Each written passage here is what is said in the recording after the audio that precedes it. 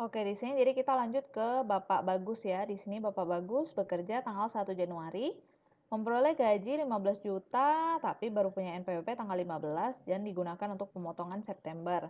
Dan ini memang kita hitung untuk yang bulan September ya. Nah, kita hitung dulu gaji pokoknya 15 juta. 15 juta. Ini karena tidak ada tunjangan yang lain-lain, jadi saya langsung saja.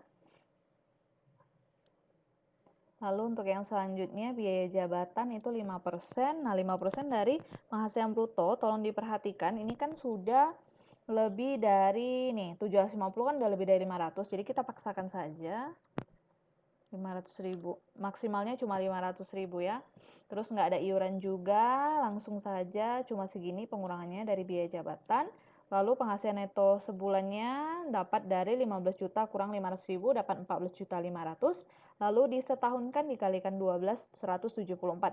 Ini dengan asumsi bahwa perusahaannya tidak tahu kalau memang Pak Bagus ini memang akan membuat NPWP. Makanya dihitung full 1 tahun dulu. Oke, dia K3, menikah dengan 3 tanggungan.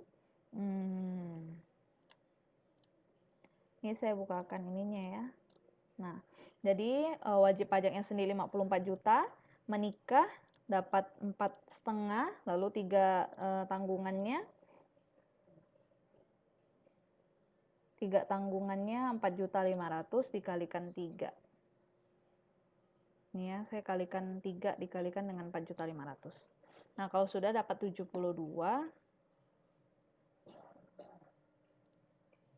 Oke, kalau sudah ini.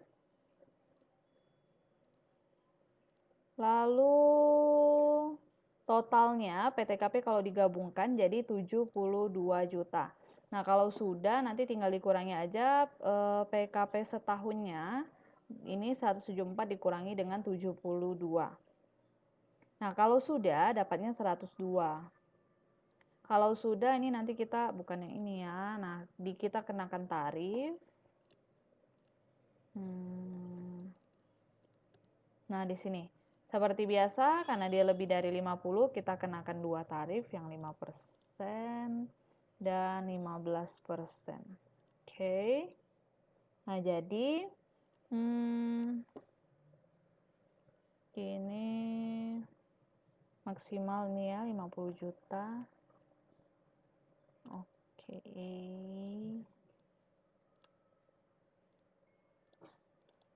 Oke. Nah, ini sisanya berarti karena 50 juta.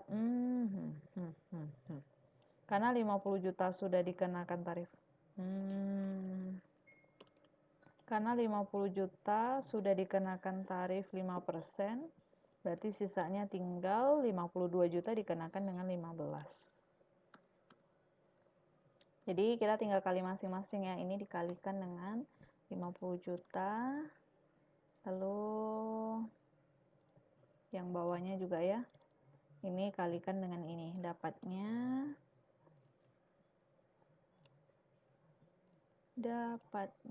kalau dijumlahkan maka pajak terutang setahunnya 10.300.000. Ini untuk 1 tahun. Jadi kalau sebulan untuk sebulan sebesar 858.333. Nah, ini dengan asumsi bahwa memang dari sejak awal tahun itu perusahaannya juga nggak tahu kalau memang Bapak Bagus ini akan membuat NPWP. Makanya selama ini memang dikenakan tarif yang lebih tinggi gitu. Nah, karena dia tidak punya NPWP berarti nanti dikalikan 120 ya. Tapi gitu. Nah, padahal kalau dia punya NPWP kan nggak perlu dikalikan 120, gini saja sudah cukup ya. Jadi ini PPh terutang sebulan kalau punya NPWP, tapi kalau tidak punya NPWP maka di sini aja. Tidak punya NPWP. Nah, sama seperti tadi ya, hitungnya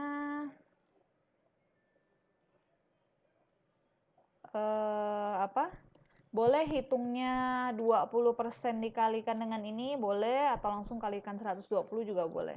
Ini saya pakai dua cara juga, saya ulangi aja lagi ya. Jadi kan dia kenaikannya kan 20%.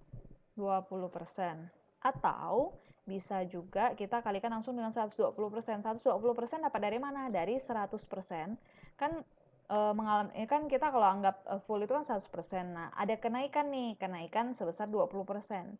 Jadi 120%. Nah, jadi ada cara 1 dan cara 2. Kalau cara ini mohon maklumnya saya memang cerewet dengan hal-hal seperti itu.